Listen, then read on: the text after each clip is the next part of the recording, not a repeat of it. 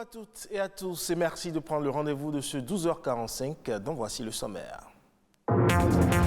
On s'intéresse dans cette édition aux médias le plus suivi de par le monde, la radio, ce puissant outil d'information et de communication qui traverse les générations, est célébré ce 13 février.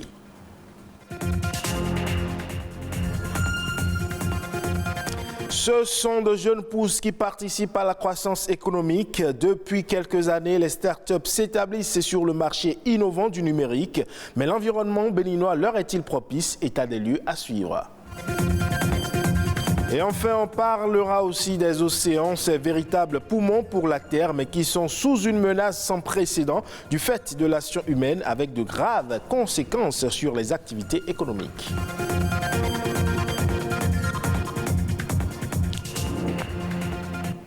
Bienvenue à vous si vous nous rejoignez. La radio est un instrument de communication puissant qui dure encore aujourd'hui dans le temps.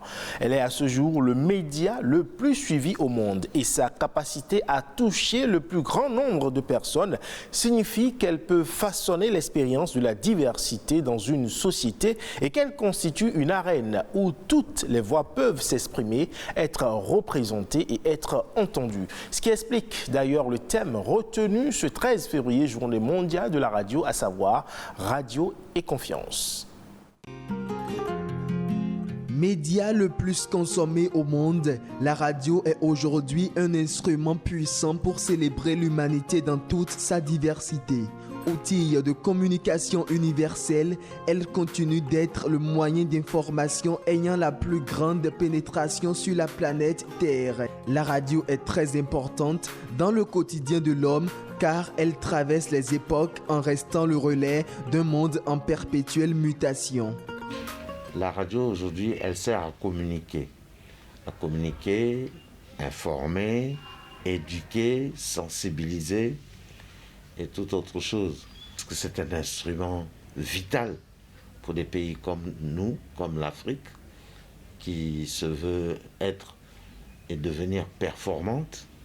Donc c'est un outil mais formidable. Vous pouvez être même couché, les yeux fermés, vous écoutez la radio. Mais allez au champ, vous allez voir, le paysan, il a toujours son poste radio avec lui. Média de la mobilité, la radio est devenue une plateforme accessible à tous et partout. Elle s'est ainsi adaptée aux comportements et modes de vie des populations malgré l'avènement des réseaux sociaux et des médias en ligne. Moi, je suis toujours la radio. Mon portable est là, c'est la radio, je suis. Avec la radio, vous avez les informations fiables. Vous savez que ça là, c'est traité par les professionnels. Et il n'y a pas les fake news dedans. Tout le monde n'a pas le temps de suivre la télé. Même moi, j'étais dans le pays profond, c'est la radio qui domine. Avec la radio, ça me permet de rester chez moi dans ma chambre et de voyager beaucoup. C'est-à-dire quoi? Quand vous êtes avec la radio, les informations, tout ce qui se passe au Togo, en France, en Amérique, aux États-Unis, un peu partout, vous sachez tout chez vous, dans votre chambre là où vous êtes. Quand vous êtes sans la radio, c'est que vous êtes déconnecté. Un monde sans radio, il n'y a rien d'impossible, mais ça sera difficile. Depuis plus d'un siècle, elle se fait l'écho de nos sociétés à travers des voix, des musiques et des émissions. La preuve, durant la pandémie du coronavirus, elle a permis par exemple d'assurer la continuité pédagogique, de lutter contre la mésinformation et de promouvoir les gestes barrières. Des changements qui pourront donner naissance à d'autres innovations pour une radio meilleure. Nous sommes également à l'heure du numérique. Si nous voulons réellement être à la pointe de la technologie et si nous voulons réellement nous accommoder à tout ce qui se fait également de bon à l'extérieur, au-delà de nos frontières, la radio au Bénin doit être numérique. On a quitté le temps des disques, on a quitté le temps des cassettes, on a quitté le temps des CD. Aujourd'hui, on est au port USB, on est au câble et autres. Et donc, il faut que chaque journaliste puisse savoir tout faire. Parce que si vous ne savez pas tout faire aujourd'hui à l'ère du numérique, vous ne ferez pas bien votre métier et vous ne serez pas à la pointe de la technologie. Le monde change et la radio évolue. Promouvoir alors la diversité, c'est le seul défi qui s'impose aux acteurs de la radio aujourd'hui à travers l'évolution, l'innovation et la connexion. Et si la radio évolue, eh bien, le numérique évolue également au Bénin avec les startups qui constituent aujourd'hui la preuve de l'innovation et de la créativité dont font montre les jeunes pousses dans l'écosystème numérique béninois. Eh bien, ces jeunes pousses proposent de nouveaux produits sur le marché dans le but de régler un problème précis. Mais comment vivent ces jeunes entreprises, ces jeunes startups au Bénin? Leur environnement leur est-il propice? Élément de réponse. Depuis bientôt 1 an déjà, Martial a fait du Bénin le siège d'une des filiales de sa start-up, une entreprise africaine évoluant dans le e-commerce. La solution innovante de manière concrète que nous proposons, c'est utiliser le digital pour accroître la manière de faire le commerce chez nos mamans. Une idée innovante qui voit le jour à la suite d'expériences personnelles qu'il a vécues.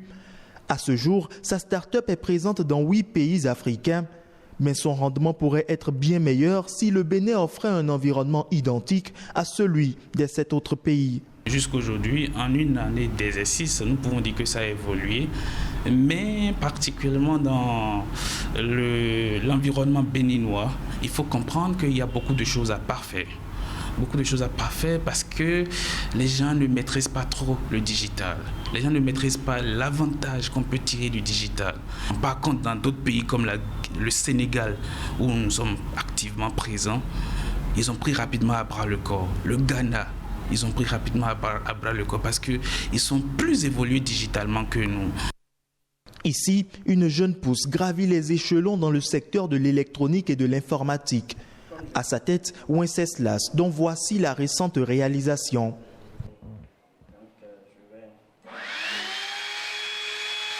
Une sirène automatique fonctionnant grâce à une application installée sur smartphone est déjà utilisée dans plusieurs écoles sur le territoire. On a constaté que les surveillants doivent appuyer la sirène plus de 1806 fois dans une année, mais c'est fastidieux pour eux. Donc nous, on a choisi de créer un système automatique programmable sur smartphone qui joue ces rôles-là à leur place. Il n'y a en réalité pas de fonds de base quand on est un jeune qui vient de commencer et tout, mais l'idée que nous on a eue, c'est de pouvoir donner des services à des structures, et avec ces sous-là, en réalité, on va financer nos innovations. Une stratégie bien trouvée par Wenceslas et son équipe, mais qui n'est pas évidente pour toute jeune pousse. L'écosystème devrait être meilleur pour leur éclosion. En fait, ce qu'on appelle écosystème de start-up réellement, on n'a pas encore ça.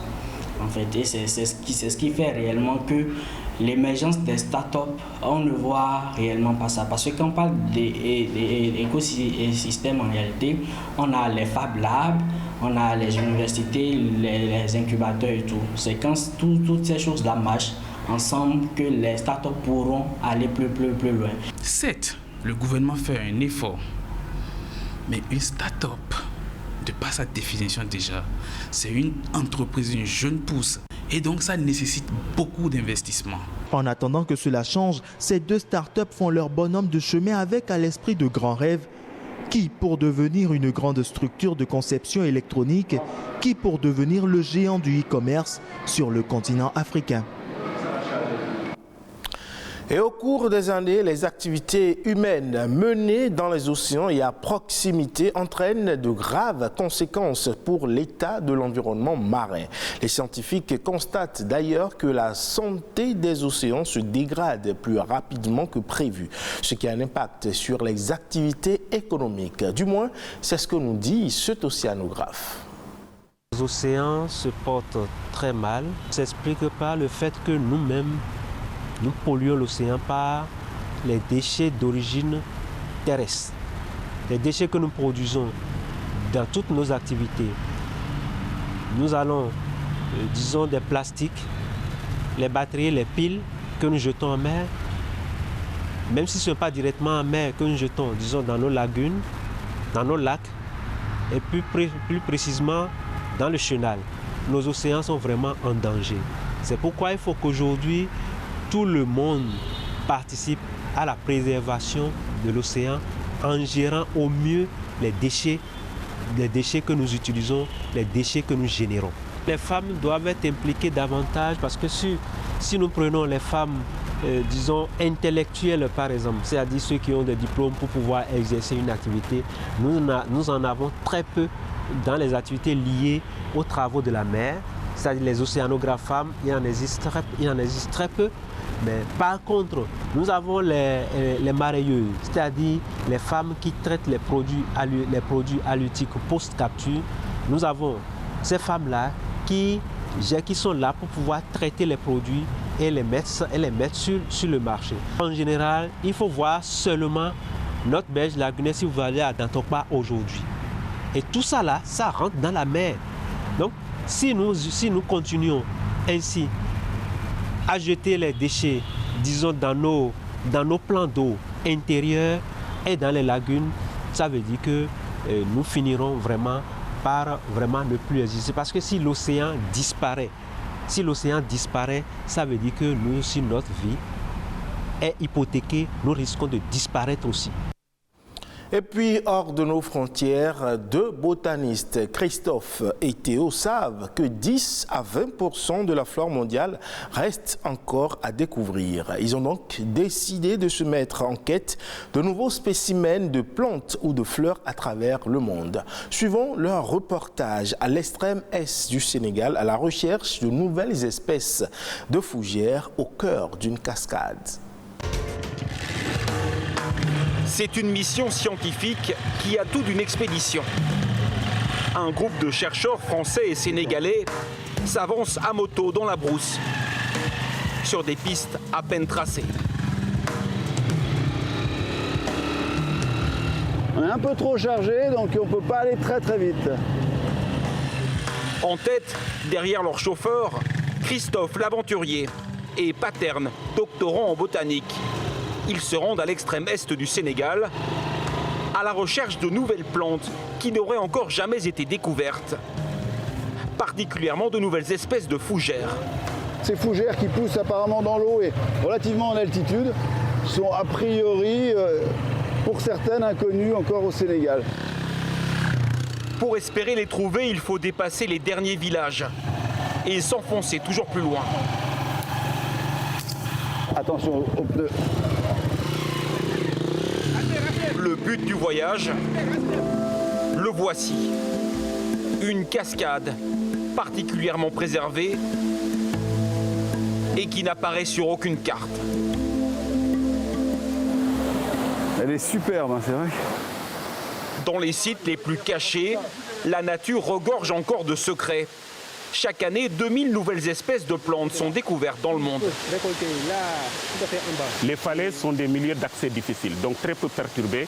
Et donc, on a énormément de chances de trouver des espèces très peu connues au Sénégal et peut-être même, pourquoi pas, une nouvelle pour la science. Et ces nouvelles espèces, c'est au cœur de la cascade qu'ils espèrent les trouver.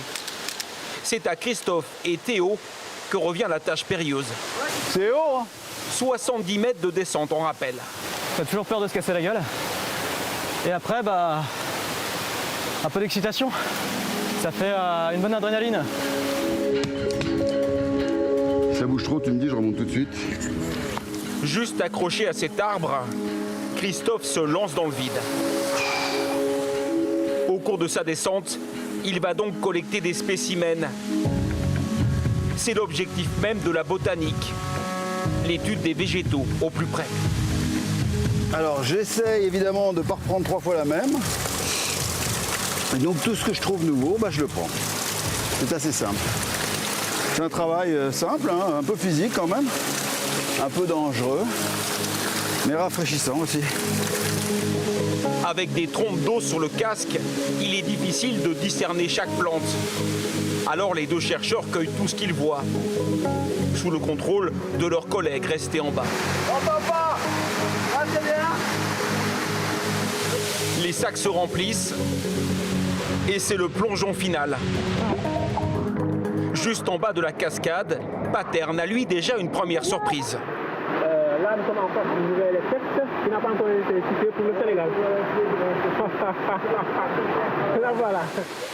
C'est le rêve de tout botaniste, Être le premier à recenser une espèce pour augmenter les connaissances des écosystèmes de la planète et donc mieux les protéger. Toutes les plantes collectées vont partir au laboratoire pour vérification.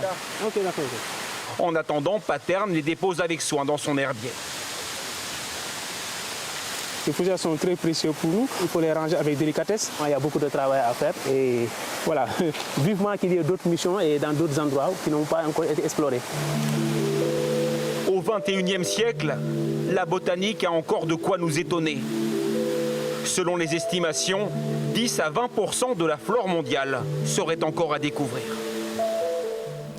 Et c'est sur cet élément que prend fin ce 12h45 à retrouver sur le site de l'ORTB, le www.ortb.bj. Portez-vous bien et à la prochaine.